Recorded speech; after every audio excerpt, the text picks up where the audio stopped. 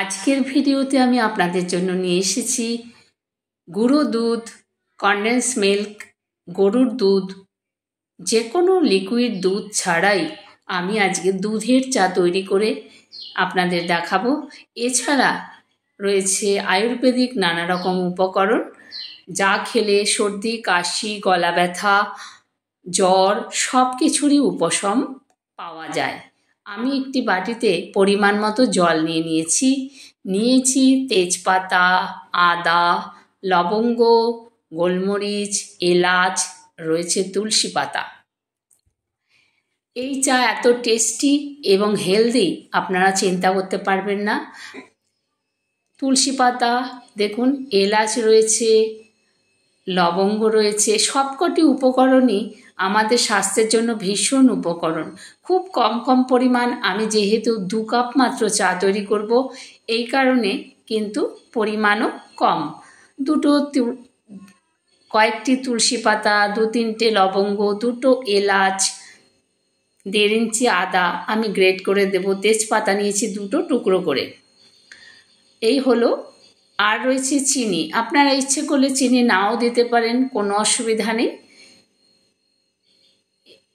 আমি চা বসিয়ে দিয়েছি অলরেডি, জল গ্যাস অন করে দিয়েছি, তবে খুব লো হিটে আমি কিন্তু এই জল ফোটাবো।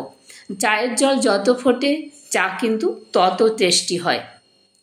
আমি প্রথমেই আদা গ্রেট করে দিচ্ছি, আমি খোসা ছাড়িয়ে ধুয়ে পরিষ্কার করে রেখেছি আগে থেকেই। আদা গ্রেট করে দিয়ে দিয়েছি। দেখবেন ফুটতে ফুটতে চায়ের কালার কিন্তু লিকার চায়ের মতো হয়ে আসবে অটোমেটিক। আমি আদা গ্রেট করে দিয়ে দিলাম। একে একে সব উপকরণ দিয়ে খুব লো হিটে আমি জল 7-8 মিনিট মতন ফোটাবো, যাতে এই যে জিনিসগুলো আমি দিচ্ছি এইগুলো নির্যাস যাতে চায়ের মধ্যে যায়। তেজপাতা অবশ্যই ধুয়ে দেবেন, কারণ বাজারে কেনা তেজপাতা অনেক ধুলো ময়লা থাকে। আমি তুলসী পাতা নিয়েছি, দেখুন তুলসী পাতাগুলো আমি একটু ছিঁড়ে দিচ্ছি, তাহলে এর তুলসী পাতার যে রস এগুলো চায়ের মধ্যে যাবে। এই ধরনের চা আমরা করোনার সময় কিন্তু প্রচুর পরিমাণে খেয়েছি, যাতে করোনার থেকে আমরা মুক্তি পেতে পারি। সত্যি অসাধারণ, এই ধরনের চা খেলে সর্দি, জ্বর, গলা ব্যথা নিমেষেই উধাও হয়ে যাবে। এই দেখুন না, আজকেই এই চাটা বানিয়েছি, আমি খেয়েছি, আমার গলা বসে গিয়েছিল। গোলমরিচ দিয়ে দিলাম, লবঙ্গ দিয়ে দিলাম, এলাচ দিয়ে দিলাম, তুলসী পাতা, তেজপাতা সব দিয়ে দিয়েছি। আপনারা ইচ্ছে করলে ঢাকনা দিয়েও সেদ্ধ করতে পারেন, কিন্তু আমি ঢাকনা দেব না, একটা চামচ দিয়ে ভালো করে নেড়ে দিচ্ছি। তুলসী পাতা খেলে আমরা জানি সবাই সর্দি কাশি দূর হয়, তেজপাতা দিয়ে চা খেলেও তাই গলা পরিষ্কার থাকে, লবঙ্গও তাই গলা পরিষ্কার থাকে। আর নিয়েছি যে দুধ তৈরি করব সয়াবিনের সিড, মানে সয়াবিনের বীজ। এই সয়াবিনের বীজ থেকে কিন্তু দুধ তৈরি করা যায়।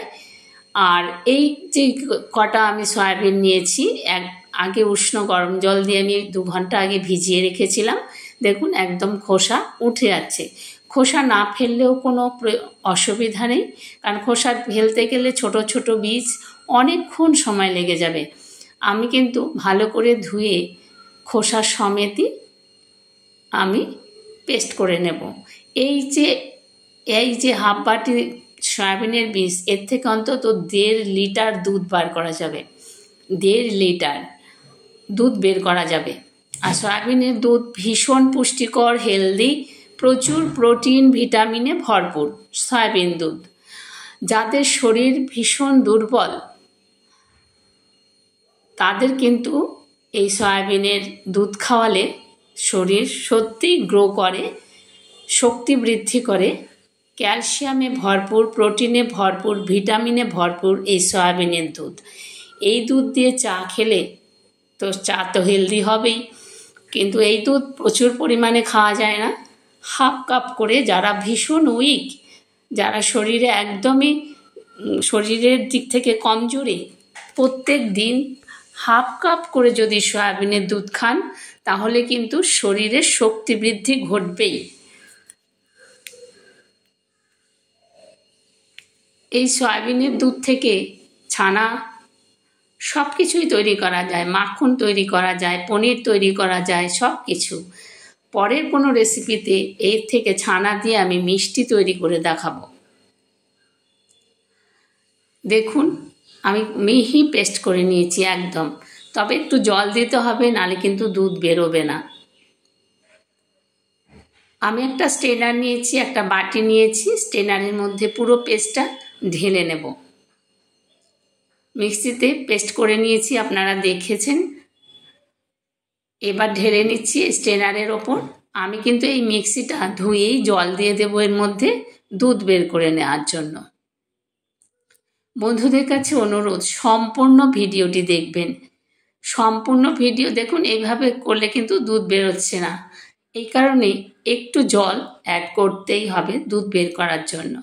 আমি চা করার মতন পরিমাণ বুঝে একটু দুধ বের করে নিচ্ছি, পরে কিন্তু এটা থাকবে। এটা থেকে আমি আরও দুধ বের করে নেব, আরও জল দিয়ে, পরে চাল দিয়ে রেখে দেব। এবার দেখুন দুধ কিন্তু এই দেখুন অলরেডি দুধ বেরিয়ে আসছে একটু জল দেওয়াতে, একেবারে ঘন ক্ষীরের মতো দুধ। এই জন্য কোনো কনডেন্স মিল্ক লাগবে না চা করতে, কোনো গুঁড়ো দুধ লাগবে না, কোনো গরুর দুধও লাগবে না। দুধ বের করে নিলাম চায়ের জন্য কেবল, আর বাকিটা রইল। এখান থেকে কিন্তু আরও হাফ লিটার বা 1 লিটার দুধও বেরিয়ে যেতে পারে। দেখুন কত ঘন ক্ষীরের মতন দুধ বেরিয়ে আসলো। তবে এত ঘন দুধ খাবেন না, সয়াবিনে যেহেতু প্রচুর প্রোটিন থাকে, এই কারণে দুধ কিন্তু একটু পাতলা করে খাবেন। যদি খান সয়াবিনের দুধ একটু পাতলা করে খাবেন, এতটা ঘন দুধ খাওয়া কোনো দরকার নেই, তাহলে কিন্তু পেট ছেড়ে দেবে। আমি চায়ের জন্য নিয়ে নিলাম, দেখুন চায়ের কালার কিন্তু অলরেডি পরিবর্তন হয়ে গেছে। জল মনে হচ্ছে না লিকার চা হচ্ছে, কিন্তু এইগুলো দিয়ে ফুটতে ফুটতেই দেখুন কত সুন্দর একটা কালার চলে এসেছে চায়ের মধ্যে। সত্যি এই চা খেলে গলা ব্যথা, জ্বর, সর্দি, কাশি সব উধাও হয়ে যায় নিমেষেই। দিনে যদি 2-3 বার খান, যাদের শ্বাসকষ্টের রোগ রয়েছে তাদেরও কিন্তু ভীষণ উপশম হয়। আমি চা পাতা দিয়ে দিচ্ছি 3-4 চামচের মতো। আমি গুঁড়ো চা পাতা নিয়েছি, আপনারা ইচ্ছে করলে দানা চা দিয়েও করতে পারেন, লিকার ভালো হলেই হবে। ভালো করে ফুটিয়ে নেব চা পাতা দিয়ে। আমি একটি হাতা নিয়েছি চামচের পরিবর্তে। এবার নেড়ে চেড়ে ভালো করে জাল দেব, যতক্ষণ না ভালো লিকার বেরোচ্ছে চায়ের থেকে ততক্ষণ পর্যন্ত। দেখুন চা কিন্তু অনেকটাই লিকার বেরিয়ে ঘন হয়ে এসেছে। এবারে আমি এর মধ্যে সেই দুধ অ্যাড করব, যে দুধ দিয়ে আমি চা বানানোর জন্য এত কষ্ট করে দুধ বের করে নিলাম।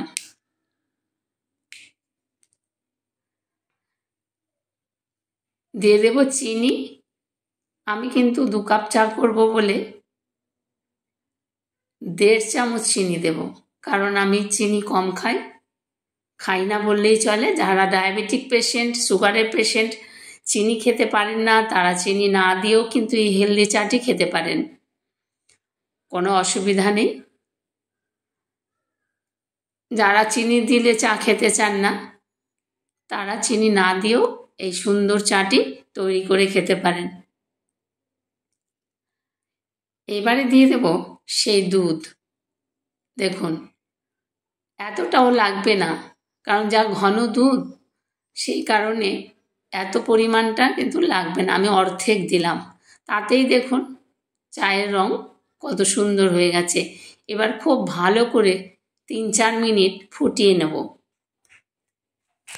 ফুটিয়ে নিয়ে চা যখন একেবারে ঘন হয়ে আসবে, দুধ চা আমরা সাধারণত ফুটিয়েই খাই, আর লিকার চা কী করি, পাতাটা দিয়ে জল ফুটিয়ে পাতা দিয়ে ঢেকে রাখি 5-6 মিনিট, তারপরেই লিকার চা তৈরি হয়ে যায়। কিন্তু দুধ চা আমরা ফুটিয়ে খাই, নালে টেস্ট হয় না, তাই তো। চা রেডি, অলরেডি চা রেডি হয়ে গেছে। এবারে একটা ছাঁকনি আর 2 কাপ নিয়েছি, কাপের মধ্যে আমি ছেঁকে দেখাচ্ছি। দেখুন চা, দুধ ছাড়াও দুধ দিয়ে চা, দেখুন তো কত সুন্দর মোটা চা তৈরি হয়ে গেল। দেখুন একেবারে হেলদি। এইরকম চা যাদের সর্দি কাশি সারে না, যারা যদি দিনে 2-3 বার খান, সর্দি কাশি থেকে আপনারা কিন্তু উপশম পাবেন। আমি কিন্তু মাঝে মাঝেই এই চা তৈরি করে খাই, সেই কারণে আজকে আপনাদের জন্য এই চায়ের রেসিপি নিয়ে হাজির হয়েছি। দেখুন কত সুন্দর চা তৈরি হয়ে গেল, কত সুন্দর ঘন, গরুর দুধ বা গুঁড়ো দুধ থেকেও সুন্দর চা হয়ে গেছে।